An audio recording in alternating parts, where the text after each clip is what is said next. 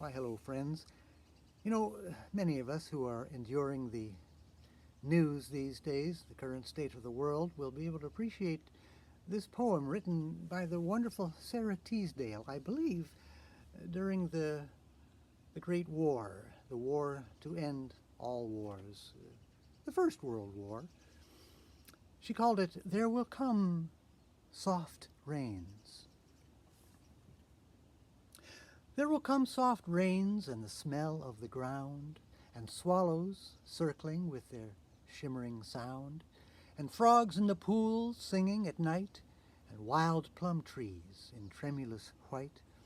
Robins will wear their feathery fire, whistling their whims on a low fence wire, and not one will know of the war, not one will care at last when it is done.